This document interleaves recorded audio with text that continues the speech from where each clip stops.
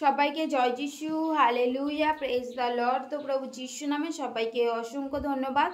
যিশুর আলো চ্যানেলে সবাইকে স্বাগত জানাই। তো মহান ঈশ্বরকে ধন্যবাদ জানাই যে তিনি আরেকটিবার সময় সুযোগ করে দিয়েছেন ঈশ্বরের বাক্য বলার জন্য। সবাইকে জয় যিশু, হালেলুয়া। তো আজকের বাক্য মথিলিখিত সুসমাচার 10 অধ্যায় 24 পদ। শিষ্য গুরু হইতে বড় নয় এবং দাস কর্তা হইতে বড় নয়। শিষ্য আপন গুরুর তুল্য ও দাস আপন কর্তার তুল্য হইলেই তাহার পক্ষে যথেষ্ট। হালেলুয়া, মহান ঈশ্বরের ধন্যবাদ। তো বাক্যে বলছে যে শিষ্য, যখন আমরা প্রভু যিশুর শিষ্য, আমরা কি সেই ঈশ্বর থেকে বড়? না। সেই দাস, আমরা প্রভু যিশুর দাস, সেই দাস কি কর্তা হইতে বড়? না। সেই শিষ্য আপন গুরুর তুল্য, দাস আপন কর্তার তুল্য হইলেও তাহার পক্ষে যথেষ্ট। তাহারা যখন গৃহের কর্তাকে বেলজবুল বলিয়াছে, তখন তাহারা পরিজনগণকে আর কি না বলিবে। হালেলুয়া, মহান ঈশ্বরের ধন্যবাদ হোক। তো সেই প্রভু যিশু যখন সে অলৌকিক কার্য করেছিলেন, তখন কি সেই ঈশ্বরকেও বলেছিলেন কি তুমি সেই ওঝা, সেই বেলজবুলের দ্বারাই কি ভূত ছাড়াচ্ছ। তাহলে আমরা তো ঈশ্বরের সন্তান। যখন আমরা ঈশ্বরের বাক্য কি বলছে যে কেহ আমাকে বিশ্বাস করে বাপ্তিজিত হয়, তাহারা আমার নামে ভূত ছাড়াইবে। হালেলুয়া, পীড়িতদের মাথায় হস্তার্পণ করিলে তাহারা সুস্থ হইবে। তাহলে আমরা যখন এই অলৌকিক কার্যগুলো করব, তখন আমাদেরকে কতই না কিছু বলবে, আমাদেরকেও তো বলবে, কারণ সেই ঈশ্বরকে বলেছিলেন, তাহলে আমাদেরকেও তো বলবে। হালেলুয়া, বলছে অতএব তোমরা তাহাদিগকে ভয় করিও না, কেননা এমন ঢাকা কিছুই নাই যা প্রকাশ পাইবে না। হালেলুয়া, ঈশ্বরের বাক্য বলছে কি তাহাদেরকে ভয় করিও না। কাদেরকে ভয় করিও না?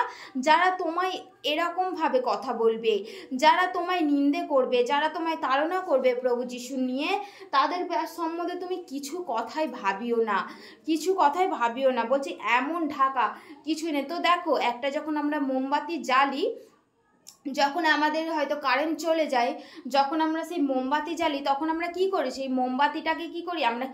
আমরা কি কোনো কিছু একটা হয়তো কি সামগ্রী দিয়ে কি সেই মোমবাতিটাকে কি ঢেলে চাপা দিয়ে দিই? তাহলে যদি আমরা চাপা দিয়ে থাকি, তাহলে কি সেই আলোটা কি আমাদের গোটা ঘরময় প্রবেশ করবে কি? না। তাহলে যখন সেই মোমবাতিটা আমাদের শুধু ঘরের মাঝখানেই থাকবে, সেই আলো দীপ্তিময়, গোটা ঘর, অন্ধকার ঘরটা কি গোটা ঘরটা সেই আলোময় হয়ে উঠবে। হালেলুয়া। তো সেরকমই ঈশ্বর তো জ্যোতি, ঈশ্বর তো দীপ্তি, অন্ধকারকে আলো দিয়েছেন। তাহলে সেই আলো কি চুপ করে বসে থাকবে? সেই আলো কি ঢাকা হয়ে থাকবে? সেই জন্য বলছে কি যে এমন গুপ্ত কিছুই নাই যাহা জানা যাইবে না। বলছে এমন গুপ্ত কি সেই প্রকাশ হবে। ঈশ্বরের প্রকাশ তো দেখো, সত্যের প্রকাশ। প্রতিটা জায়গায় কি সেই ঈশ্বরকে কেউ না কেউ চিনেছে। প্রত্যেকটা জায়গায় কি ঈশ্বরের মণ্ডলী, ঈশ্বরের চার্জ আছে। কেন আছে? কারণ সেই সত্য জিনিস কি চাপা থাকে না। ঈশ্বরের বাক্য বলছে এমন ঢাকা কিছুই নাই যাহা প্রকাশ পাইবে না। সেই জন্যে কি দেখো, সেই মোমবাতিও কি যদি চাপা দিয়ে রাখি, আমাদের আলোই হবে না। সেরকম ঈশ্বরকে যদি আমরা চাপা দিয়ে রাখি, সেই ঈশ্বর কিন্তু কি সেই ঢাকা এমন কিছুই নেই। সেটা তো সত্য জিনিস, সেটা তো ফুঁড়ে বেরোবে। হালেলুয়া। সেই জন্য কি বলছে, আমি যাহা তোমাদেরকে অন্ধকারে বলি, তাহা তোমরা আলোতে বলিও। ঈশ্বরের আত্মা হইতে আমাদের বাক্য বাহির হয়, এই কারণ ঈশ্বর আমাদের সাহায্য করেন বাক্য বলতে। আর সেইটা কি যখন আমরা কোনো মানুষকে শোনাই, তখন কি সেইটা আমরা আলো দিই। বলছে এবং যাহা কানে কানে শুনো, তাহা ছাদের উপরে প্রচার করিও। আর যাহারা শরীর বধ করে কিন্তু আত্মা বধ করিতে পারে না, তাহাদিগকে ভয় করিও না। হালেলুয়া। ঈশ্বর বাক্য বলছে যাহারা শরীর বধ করে, কি করতে পারে? বড়জোর তোমাকে হয়তো কি মেরে ফেলতে পারে, এর বেশি আর কিছু করতে পারে? আর ঈশ্বরের বাক্য কি বলছে? যে তোমাদের একটা চুলও বিনষ্ট হবে না, তোমাদের একটা চুলও কি বিনষ্ট হবে না। ঈশ্বর তোমার প্রত্যেকটা চুল তার কাছে গণিত রয়েছে। আর ঈশ্বর কি বলছে যে এখানে হয়তো তোমাদের হয়তো বধ করতে পারে, কিন্তু তোমার একটা চুলও বিনষ্ট হবে না। কারণ সে স্বর্গরাজ্যে অনন্ত জীবন কাদের? সে আমাদের জন্য ঈশ্বর রেখেছেন। হালেলুয়া। সেই জন্য বলছে যারা শরীর বধ করে, হয়তো তোমার শরীরটাকে কি বধ করে দিতে পারে, সে আত্মা, তোমার আত্মাকে কি কেউ কিছু করতে পারবে? তোমার আত্মাকে কি কেউ কিছু করতে পারবে না। মহান ঈশ্বরের ধন্যবাদ। তোমার আত্মাকে কি কেউ কিছু করতে পারবে না। সেই জন্য ঈশ্বরের বাক্য বলছে যারা শরীর বধ করে তাদেরকে ভয় করিও না, কোনো মানুষকে ভয় করিও না। যিনি আত্মা ও শরীর উভয়ই নরকে বিনষ্ট করিতে পারেন, বরং তাহাকেই ভয় করো। হালেলুয়া। বলছে যিনি তোমার সেই শরীর, তোমার আত্মা দুটোকেই, কারণ কার কাছে আজ্ঞা আছে? সেই ঈশ্বরের কাছে আজ্ঞা আছে। ঈশ্বরই পারেন তোমার শরীর এবং তোমার আত্মাকে কি দুটোকেই নরকে নিক্ষিপ্ত করতে। তোমার এখানে শরীরটার কোনো দাম নেই, কিন্তু ঈশ্বরের কাছে সেই আত্মা কি, সেখানে তোমার কি দাম আছে।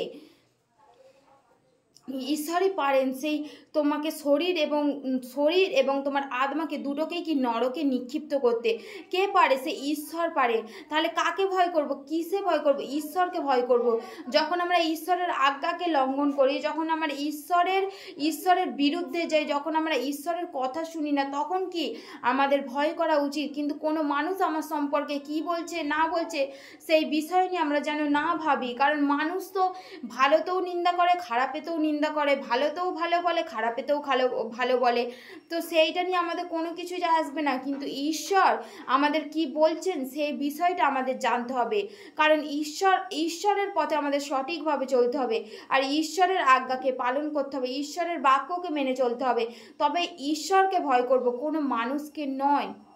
ঈশ্বরই পারেন তোমাকে সাহায্য করতে, তাই ঈশ্বরকে ভয় করব। মহান ঈশ্বরের ধন্যবাদ হোক, ঈশ্বরের বাক্য কত সুন্দর দিলেন যে আমরা ঈশ্বরকে ভয় করব, কোনো মানুষকে নয়। যদি আমরা কেউ কোনো মানুষকে ভয় পেয়ে, না বাবা আমি মণ্ডলী যাব না, ওই মানুষ আমাকে মেরে ফেলবে, কিছু বলবে, আজকে বাক্য তাদের জন্য যে আমরা মানুষকে নয়, আমরা স্বয়ং ঈশ্বরকে ভয় করব, ঈশ্বরের আজ্ঞা পালন করব। ঈশ্বর আমাদের জীবনে কি কার্য করতে চাইছেন সেইটাকে বুঝবো, সেই বিষয় নিয়ে ঈশ্বরেতে থাকবো। মহান ঈশ্বরের ধন্যবাদ হোক।